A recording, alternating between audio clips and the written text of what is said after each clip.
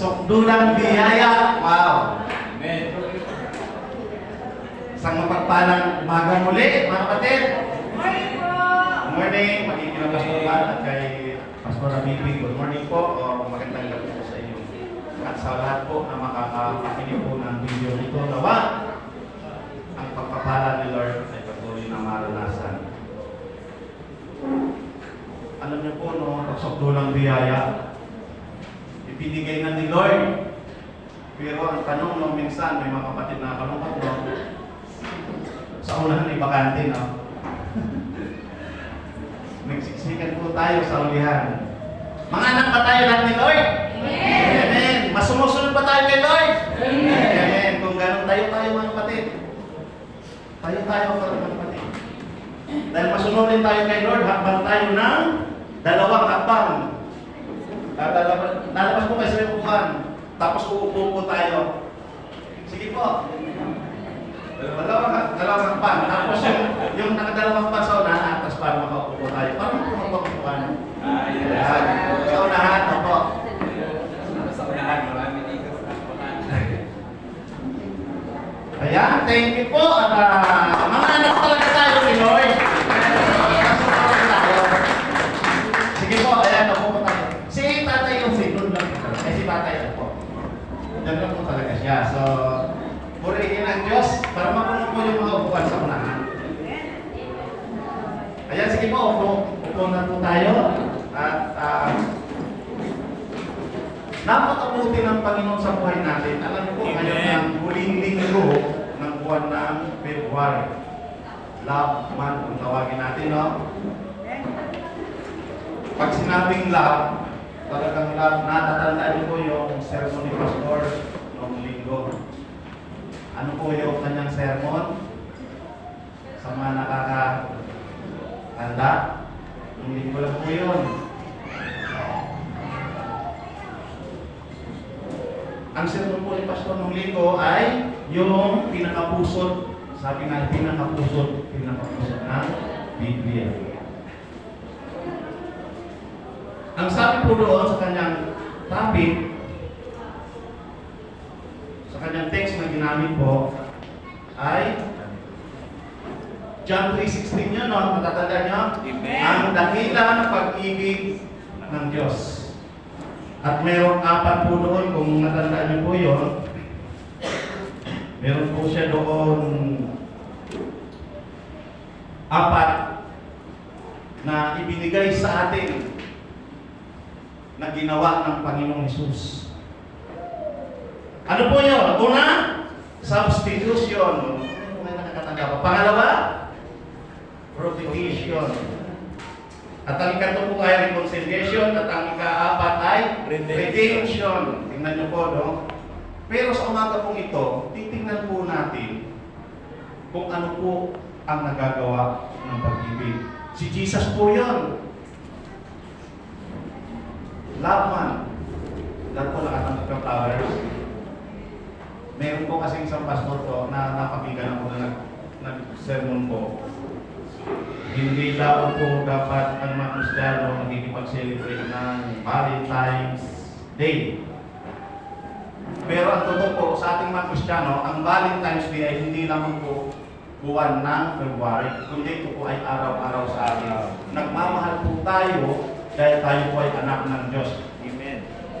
Sa chapter po ng Juan, unang katong sulat po ni Juan, sabi doon, kaya tayo umiibig dahil tayo ay galing sa Diyos. At ang galing sa Diyos, sapagkat ang Diyos ay ang pag-ibig. Ang sabi dyan, mag-ibigan daw tayo kasi sapagkat mula sa Diyos ang pag-ibig at ang bawat umiibig ay anak ng Diyos. Kaya ang mga Kristiyano po, ang pag-celebrate po ng Valentine's Day po ay araw-araw po yan. Kasi po ang pag-ibig daw ay galing, hindi daw yan ang tutok po talaga yan. Ang pag-ibig po ay galing sa Diyos. Sa umaga po ito po, ang ating pong text ay kinuha po natin sa unang Juan. Ayan po pala ang ating title po. Tunay ba ang pag-ibig mo? Siyempre, mapapaisip tayo mga kapatid. Tingnan niyo po para sa iyo at para sa akin, ano nga ba ang tunay na kahulugan ng pag-ibig? Iyan ang aalamin natin ngayon. Kung ang dakilang pag-ibig ng Diyos, dahil sobrang pagmamahal niya, hindi lamang sa isang tao, kundi sa buong sanlibutan, sa lahat, ibinigay niya yung kanyang bugtong na anak. Yun yung dakilang pag-ibig ng Diyos. Ano ang nagagawa dito sa akin? Pakilagay ang text natin. Tayo po tayong lahat. Basaan natin. Pakilagay nga yung text. Ayan. Sige, sabay-sabay po tayo. Basahin natin. Dito natin. Dito natin. Sige, sabay-sabay.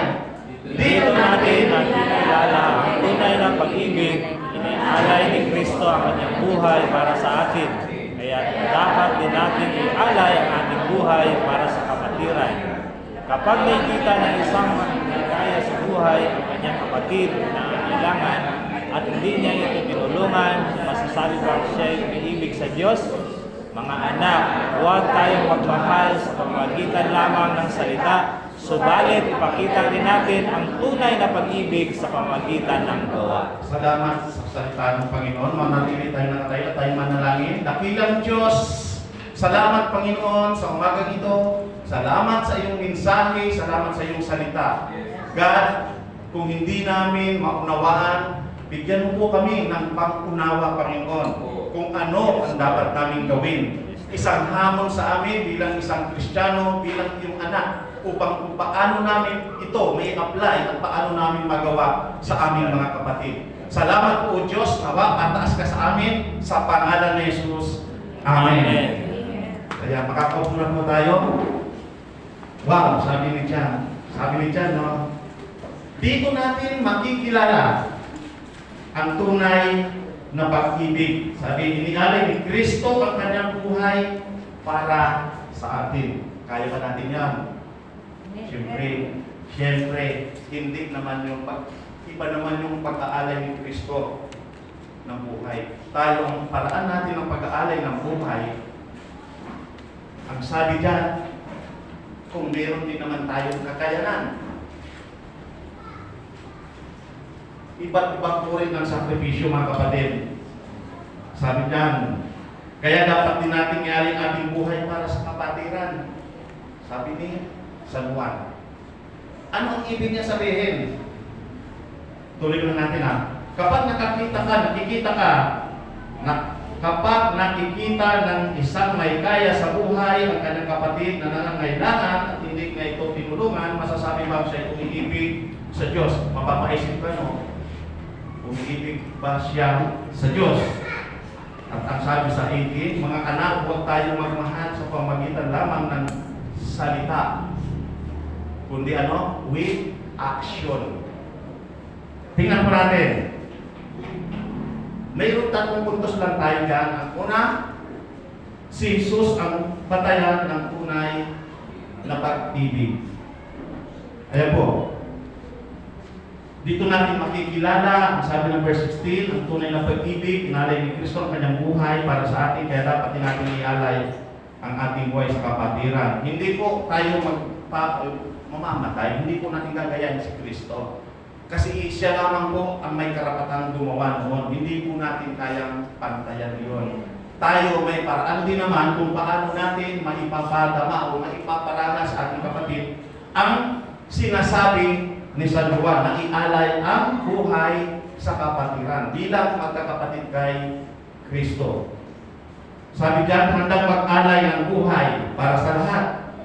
Binigay niya ang kanyang sariling buhay para sa katubusan ng marami. Titingnan po natin sa Marcos chapter 10 verse 45. Sapagkat ang anak ng tao ay naparito hindi upang paglingkuran kundi upang maglingkod at upang mag-alay ng kanyang buhay para sa ikatutubos ng marami. Si Jesus po yun pero tayo, ano ang nais ng Diyos? Ipakita lang natin kung ano ang nagawa ng pag-ibig na yan, ng pagsasakripisyo na yan. Sabi diyan, sa pamagitan ng kanyang dugo, nagkaroon tayo ng ganap na katutusan. Ganap. Pansinin po natin, si Jesus, ipinakita niya yung kanyang lahat na ginawa para sa atin. Kaya yan nasulat yan, para ito ay ating lakaran. Ibig sabihin po, hindi natin kaya yan ginawa ni Kristo, pero meron din po tayong magagawa para sa iba. Paano po yun? Ang totoo po, hindi lahat po tayo dito, hindi pare-parehas ang antas ng pamumuhay, kalagayan sa buhay. Yung iba, nakakaranas ng mga pagsubok, pero kanina, ang sabi sa kanta, sukulang biyaya, pero bakit nahihirapan kami? Napakasarap pakinggan, lalo na nung yung devotion nila kahapon. At salamat din kapatid na si Johan. Bago pinaiyak niya lahat ng mga naandyan. Ako muntik na madamay. Pero purihin ng Diyos kasi totoo naman po na lahat tayo ay hindi ligtas kasi sa mga pagsubok. So kung dahil sa kanilang devotion, sa kanilang mga testimony, nalalaman natin ang kalagayan ng bawat kapatid. At tama rin si Pastor Johnny, sabi niya sa atin, kailangan talaga natin ng visitation kapag tayo ay free time. Kasi hindi natin alam ang kalagayan ng bawat isa sa atin. Maaaring yung iba, sagana ang pamumuhay, pero yung iba, hindi. At yung iba, walang trabaho, yung iba, magagaling lang magtago ng kanilang kalagayan sa buhay. Malalaman mo lamang ito kapag napunta mo sila sa bahay nila. So, napakahalaga po isa pong ministry yan para sa atin. Yung malaman kung ano ba kalagayan ng ating kapatid. Kasi nga sabi ni Kristo, kailangan mag-alay natin, mag-alay tayo ng buhay. Sabi ni San Juan po yan, dahil pinakita niya kung ano ang ginawa ng Panginoon Jesus. Ang isa po sa mga bagay na gagawin natin, ang tawag po doon ay pagmamalasakit. Hindi yung pag-alay ng buhay na kailangan mamatay din tayo para sa isang kapatid. Hindi yun. Maraming bagay po na pwede nating magawa. Halimbawa po nakakaranas ng problema sa kapatid, na-comfort natin siya, nakapagbigay tayo ng kunting advice, nakipag-pray siya, at kasama na rin kung meron tayong barya, o barya lang po. Pag naipon, malaki po ang barya. So maraming pwedeng gawin tayo. Ang pag-ibig na tunay, hindi lamang pagsasakripisyo o pag-alay ng buhay, kundi sa lahat ng aspeto po ng buhay. Marami po tayong pwedeng gawin. Kung paano mo maipapakita na natanggap natin ang aral na pinakita ng Panginoong Hesus nung siya po ay namubuhay pa po siya rito.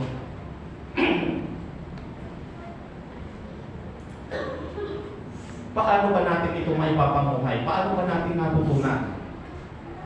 Maaaring makaramihan sa atin puro abala sa buhay. Mga estudyante, may mga trabaho. Kami pastor, lagi rin busy. Pastor Jim. Pero alam po lahat po tayo ay busy sa buhay. Maraming pinagkakaabalahan. So paano? Hindi lamang daw po, sabi dyan, ang pag-ibig na tunay, hindi lamang pagsasakripisyo pag-alay ng buhay, kundi sa lahat po ng aspeto ng buhay, kung paano mo maipapakita na natanggap natin ang aral na pinakita ng Panginoon Hesus at maipamuhay natin. Kailangan natutunan natin ito. Tingnan po natin, ang pag-ibig ay matyaga sa unang Korinto po yan. Ang unang Korinto po, chapter 13, ang yan po ay love chapter. Sa mga nagbabasa, alam niyo po na yan ay love chapter. Ang pag-ibig ay matyaga. Sabi dyan, ang pag-ibig, makikita natin na maipamuhay yung magagawa nito sa buhay natin. Ang pag-ibig ay matyaga, magandang loob, hindi mainggitin, hindi mayabang, hindi mapagmataas man, hindi magaspang ang pag-uugali, hindi makasarili, hindi magagalitin o magpagtanim sa kapwa. Hindi niya natutuwa ang gawain masama, ngunit ikinagagalat ang katotohanan. Ang pag-ibig ay mapagpatawad, mapagtiwala, puno ng pag-asa at mapagtiis hanggang wakas. Tingnan niyo po, sabi ni Apostol Pablo, ang pag-ibig ay ganyan. Ganito. Ang pag-ibig ay nagdudulot ng, ang sabi, nagdudulot po siya ng pagtsatsaga. Anong ibig sabihin ng pagtsatsaga? Sabihin natin, trabaho. O, sa trabaho na lang, malit mo ng sahod, nagtsatsaga ka. Bakit? Kung may pamilya ka, sa mga binata kung nanliligaw, kailangan magtsaga? Sa mga binata, sino mga binata rito? Huwag na kawagawin, tas ang kamay na. Ngingimitik na lang, para yung mga binata, nagtsatsaga. Aba, ako, lagi ko may nakikita ko laging service doon eh. Nagtsatsaga talaga siya. Eh, para maipakita mo, ibig sabihin din po, hindi lang ang pagtsatsaga. Kung nagtsatsaga kayo sa mga bagay ng mga sanlibutan, higit lalo ang pagtsatsaga ng paglilingkod sa Lord. Pagtsatsaga ng pumunta dito sa ating bahay sambahan. Amen. Pinakamahalaga po yun. Pagtsatsaga. Sabi ni Paul, ang pag-ibig ay nagdudulot ng pagiging matyaga. Nagpapatuloy namin nahihirapan. Nahihirapan ba tayo? Walang pa. Maraming mga ganyan sa ikalawa, sabi dito, magandang loob. Ano ba ang sa Tagalog, magandang loob na kaso? Ano ba ang ibig sabihin ng magandang loob? Paano mo ipapakita? Mabuting loob. Ang mabuting loob, mapagbigay, matulungin. Wow! Lahat naman tayo may magandang loob, lahat naman tayo matulungin. Ang problema nga lang, wala pa tayo maibigay. Pero ang pinakatapos na ibigay natin ang buhay natin kay Lord. Amen. Wala pa tayo maibigay, material o pinansyal. Okay, ang buhay natin ibigay natin kay Lord. Maaaring nakakaranas po tayo ngayon ng mga ganyan. Pero may kapalit po ang bawat pagtitiis. At ang ikalmo po, hindi mainggitin. Uy, lahat naman ng tao naiingit dito. Si kapatid po, di pa siya lang i-impress ni Lord. Pero di mo alam, dinres ka rin ni Lord. Di mo lang napansin. Kasi ang hinihingi mo kasi ay pera. Ang ibinigay sa'yo ay, bigas. Hindi. Bakit kasi bigas ka lang kasama? Ikaw binigay mo! Diba? Pero okay yun. Kasi blessing, ano man kung tinanggap natin, ipagpasalamat natin kasi blessing.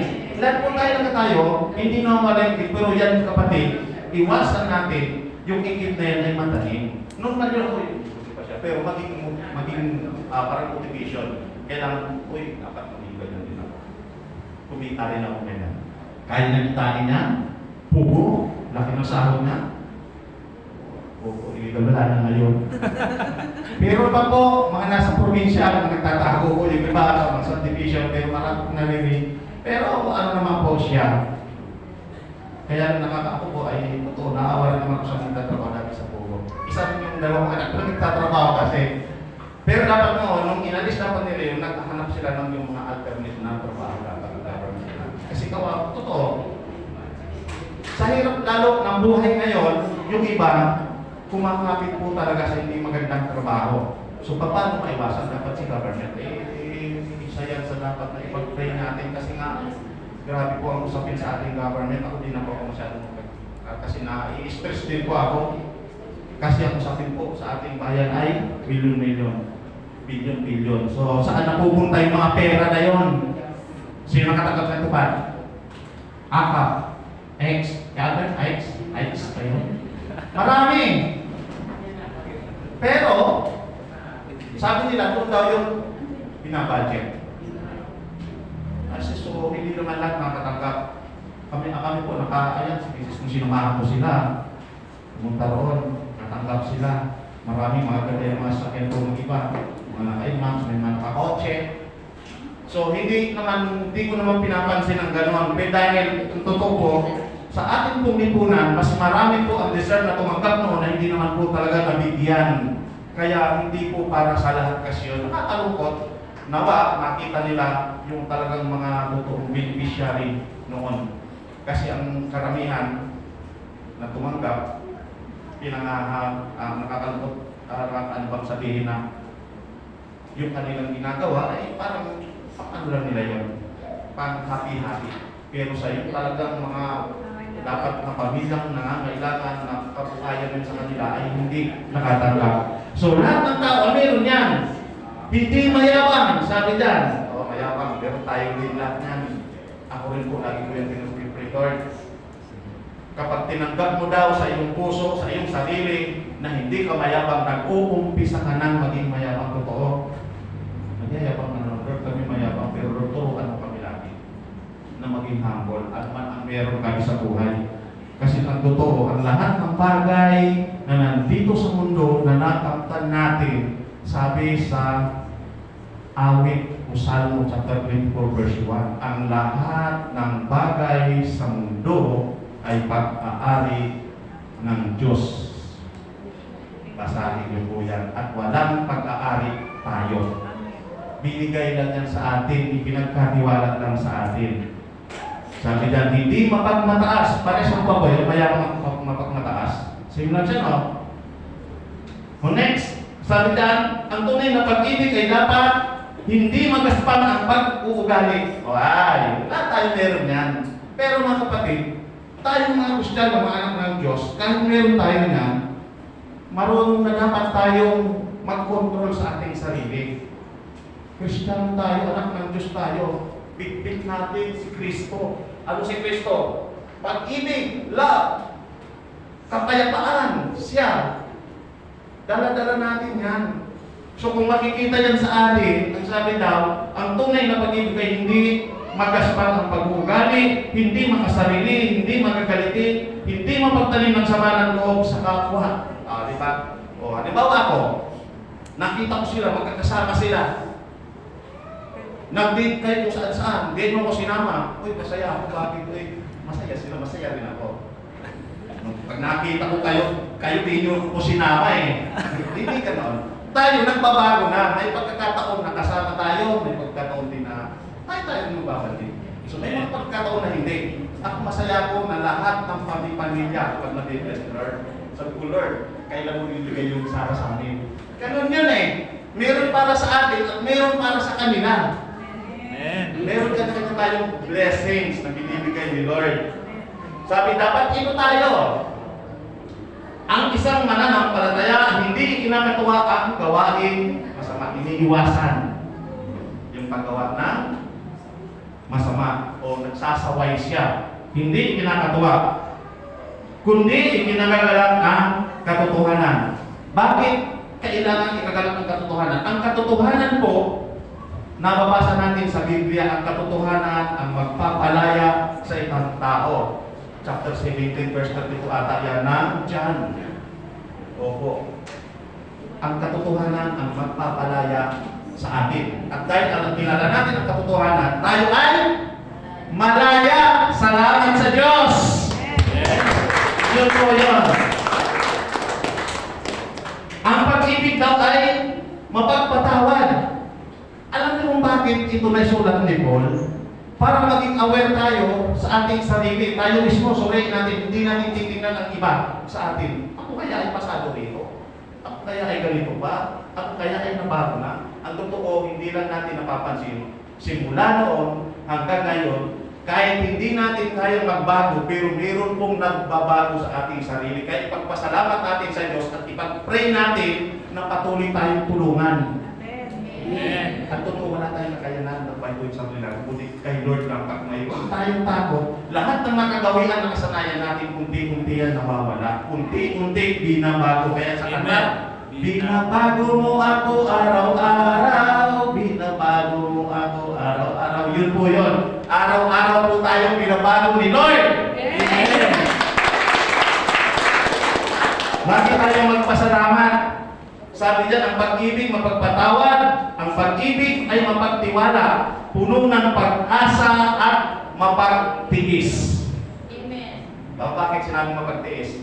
Kasi marami po tayong pagsubok na pagdadaanan.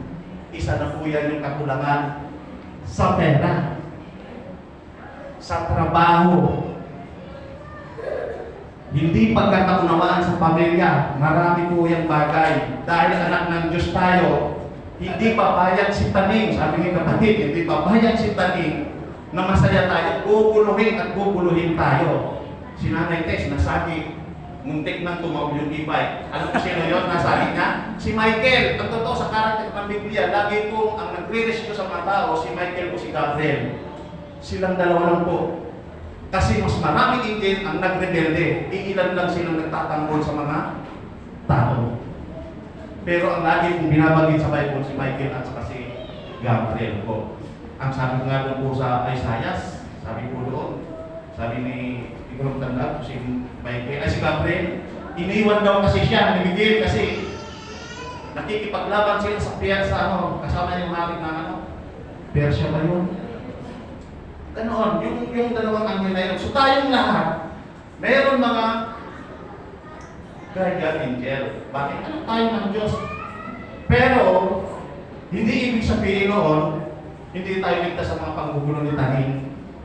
Lahat po tayo ay mararanasan yun. Kaya sabi dyan, kailangan magtiis tayo. Dahil mararanasan po natin yan. Dahil tayo nagmamahal, kailangan natin magtiis. Bakit? Si Kristo ay martir. Ang mga Kristiyano po, martir din. Totoo po yun. Yung iba nag-asawa, akala nila pugi, di ba? Kapag asawa ka, kaya minsan, may isa palang nakilala ako, nung nagpagupit ako, nag-open ko siya. Sabi na, ipag-inuman na niya ako. Sabi niya, pugi. Nung nalasingan niya, pugi din pala ang nakahanap niya. Sabi ko sa susunod, huwag ka nang mag-inom, huwag ka nang mag-inuman. Hindi, sabi nga hindi sir, hindi naman talaga ako, kaya lang, balikbayan siya, mabait din. Ukusok nung nalasing pugi din pala hanap. May asawa na ako. Tumakbo niya, tumakas ako nung gabi, sabi niya. May mga pagkakataon, hanggang sa nagpuwento kami, nasiran ko na tuloy siya. Pintuhan kami, nasiran ko na siya. Yung nagkabutihan ni Lord. Yung way na kanyang pagkukwento, nagamit siyang tools para ma-share yung kabutihan ni Lord sa kanya sa Tanzania. So, kahit saan lugar, pwede tayong mag-share. Hindi man dito sa lugar na ito, pwede natin siya i-share. At mapakinggan nila. Pero mas maganda kapatid, kung dito sa lugar na ito, mas lalo tayong pagbahagi ng kanyang salita. Maibahagi natin ang kabutihan ng Lord. Ang ikalawa, ang pag-ibig ang pag-ibig sa kapatid. Tingnan po natin yan. Bakit? Para sa kapatid po. Pag-ibig para sa kapatid, medyo masakit lang po siya. Kung babasahin po natin yan, medyo masakit na po. Pag-ibig para sa kapatid. Unang chapter 4 verse 20, ang nagsasabing iniibig ko ang Diyos, subalit napupot naman sa kanyang kapatid ay isang sinungaling. Hindi po ako sabi niya na si San Juan po baka sa iniisip niyo, pinapagalitan hindi po si San Juan po yan. Sabi niya, isang sinungaling. Kung ang kapatid na kanyang nakikita hindi na magawang ibigin, paano niya maiibig ang Diyos na hindi niya nakikita? Paano mo maipapakita ang pag-ibig sa Diyos? Minamahal mo ang Diyos. Sa lumang tipan, inutos ni Moses ang malasakit. Maaaring ito po ang ginawang kaya naisulat ni San Juan, ang verses na yan. Maaaring dito niya po ito ginawa. Tingnan po natin. Sa lumang tipan, inutos ni Moses ang malasakit, pagtulong at pagpapahalaga sa kapwa. Kung mahal natin ang Diyos, magagawa natin ang utos ni Moses. Deuteronomy chapter 15, verse 7 hanggang 11. Basa tayo. Sabi dyan, pagdating ninyo sa lupain ibinigay sa inyo ni Yahweh, huwag ninyong pagkakaita ng tulong ang mga kababayan ninyong nangangailangan. Ang sabi dyan, sa halip, ibukas ninyo sa kanila ang inyong mga palad. Pahiramin sila ng anumang kailangan. Huwag ninyong pagdadamutan ang inyong kababayan. Kapag nangungutang siya sa panahong malapit na ang 7 taon, ang taon ng pagpapatawad, kapag sila'y tinanggihan ninyo at dumaing sila kay Yahweh, mananagot kayo sa Kanya. Pahiramin ninyo sila ng maluwag sa inyong kalooban at pagpapalain kayo ni Yahweh kailanman hindi kayo mawawala ng mga kababayan nangangailangan. Kaya sinasabi ko sa inyong ibukas ninyo ang inyong mga palad sa kanila. Kaya po iyan nabanggit din po yan ni San Juan. Yung pagtulong para sa kapatid, pagpapahalaga sa kapatid. Kung meron tayong kakayanan, minsan po nga, kahit nga wala po, no? Ang totoo, lahat po tayo meron po kakayanan tumulong. Hindi man sa pera, makapagpalakas tayo, makatulong man lang sa, halimbawa, yung mga nahihirapan ng kapatid, pwede tayong magbigay ng advice. Yung iba, kung namumutang, wala kang ipautang. Samahan kita, kumigil mo ko. Hindi yan ha. Hoy, biro lang yan. Mamutang sa lifting, ano. Mahirap yun. Ang pagbibigay tulong po, may kahanan po. Ang Biblia po, iba ang pamantayan sa sanlibutan. At kung sino man ang magbibigay tulong, no, kung sino magpapala, natatandaan po, sa panahon ni Abraham, ang sino man magpala kay Abraham, pagpapalain ng Diyos. Ang sino mang sumumpa sa Kanya, susumpain rin ng Diyos. So na, bilang mga anak ng Diyos, tayo, ang disenyo natin, ang puso natin, ay mula sa Diyos. Siyempre, dahil anak tayo ng Diyos, ititres natin ang ating kapwa. At ang sabi dyan, pagpapalain din kayo ni Lord. Hindi lamang po yan sa Old Testament. Maging sa New Testament po, ay lagi po natin mababasa yan. Marami po. So ito yung mga karakter natin. Ito yung nagagawa ng love, ng pag-ibig. Kaya tayo nagbibigay, kaya tayo nagmamalasakit, kaya tayo tumutulong dahil nagmamahal tayo sa Diyos. Kapag gumagawa tayo sa kapwa ng kabutihan, ang nagagawa natin ng kabutihan ay ang ating Diyos. Amen.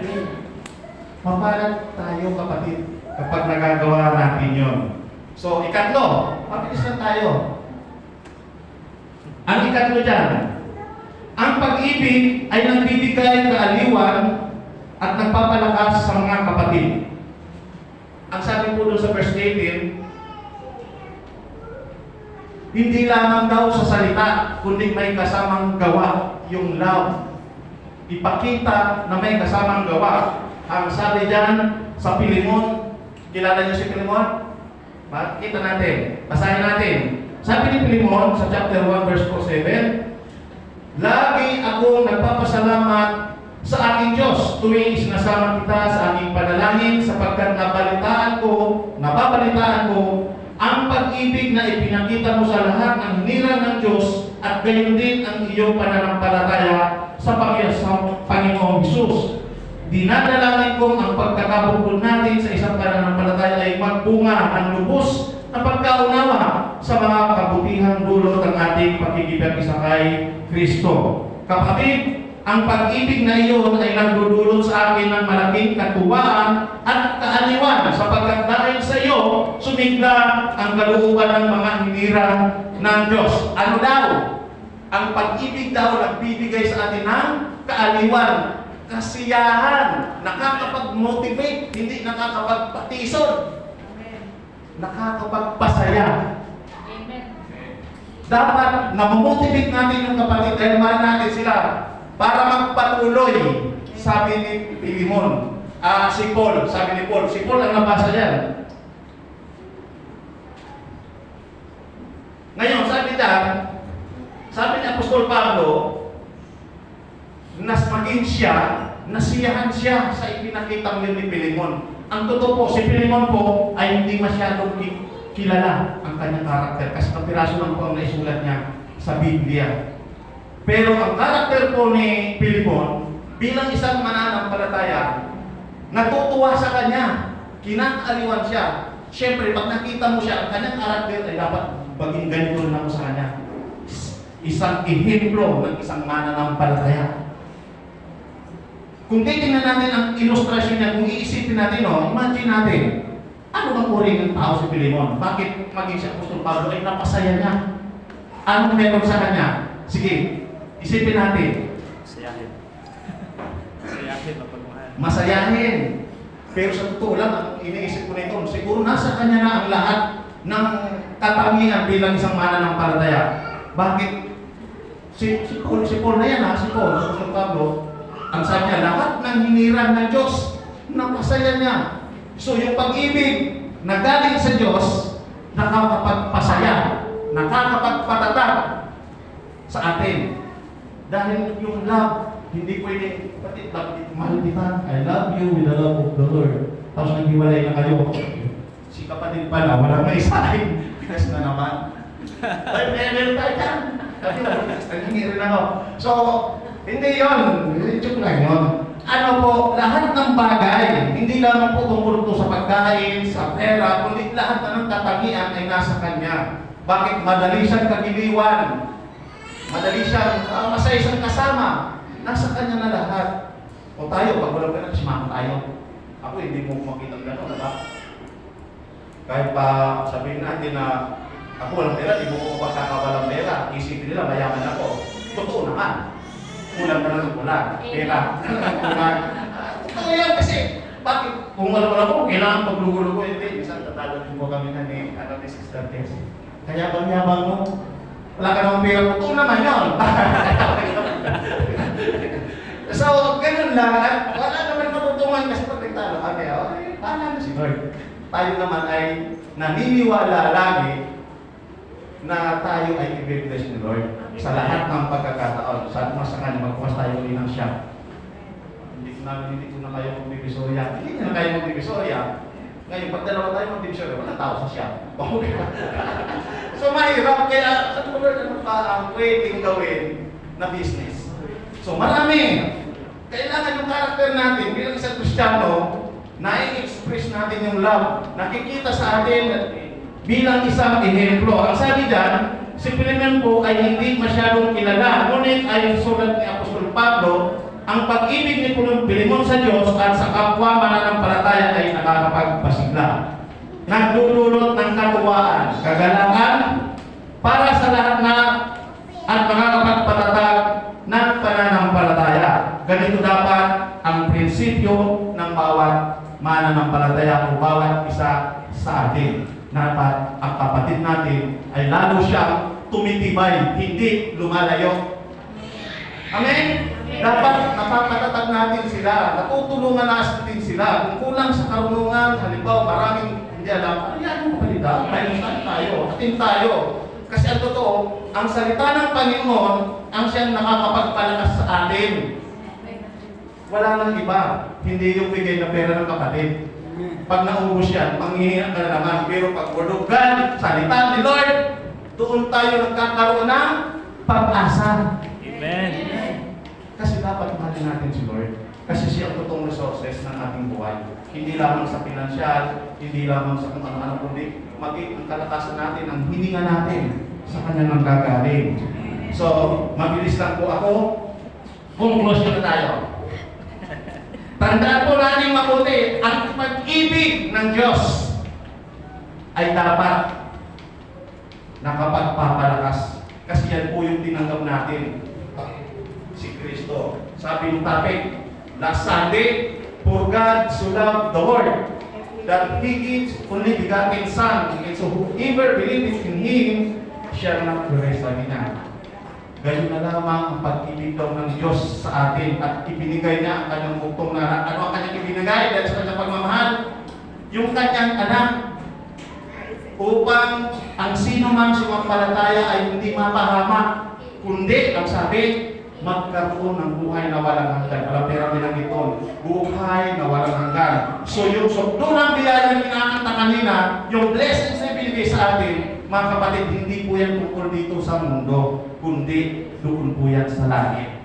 So ang ibig sabihin, nakadepende po tayo sa Diyos. At ang biyaya po yun, hindi po yung tungkol sa material na bagay. Ang material na bagay, binibigay sa atin upang may magamit lang tayo. Makikinig? Amen. Palagpakan na natin ang Panginoon. Sabi niya, pinakita ni Pablo ang ginawang halimbawa ni Jesus kung ano ang nagagawa ng tunay na pag-ibig. Handang magsakripisyo